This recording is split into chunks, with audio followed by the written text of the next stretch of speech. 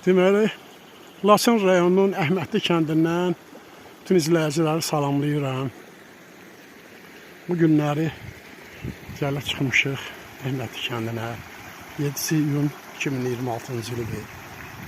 İstirahət günüdür. Ürək ağrısa da kəndin dağıntısını görəndə, amma bir tərəfdən qürur hissi keçiririk. Şəhidlərimizə rəhmət, qazilərimizə, qəhrəman qazilərimizə məhəbbət, hörmət bildiririk. Milli ordumuza, Azərbaycanın müzəffər ordusuna, qətiyyatlı Ali Baş Komandana öz təşəkkür borcumuzu həmişə dilimizdə.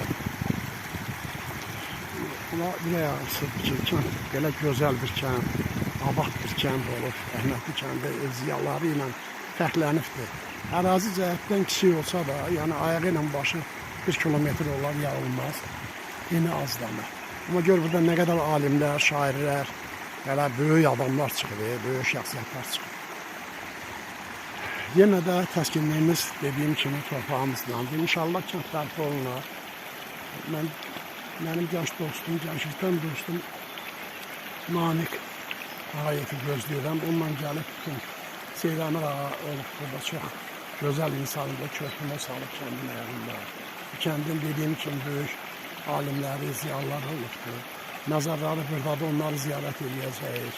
Evlərin ayrıca biz kəndi gənc nəsilə, Əhmədli kəndini görməyənlərə xatırlarımızı danışacağıq. 1970-ci illərin sonu, 80-cı illərdə demək olar ki, Laçının bütün kəndlərində gözəl mədəniyyət evləri, klublar tikildi. Yəni 200 nəfərlik, 300 nəfərlik belə klublar. Bax, fikir verin ki, belə bir kəndin gözəl bir klubu vardı.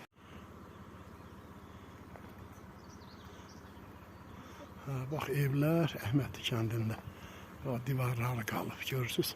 Hansı çətin şəraitdə cəmaət özünə gözəl evlər tikmişmiş. Belə.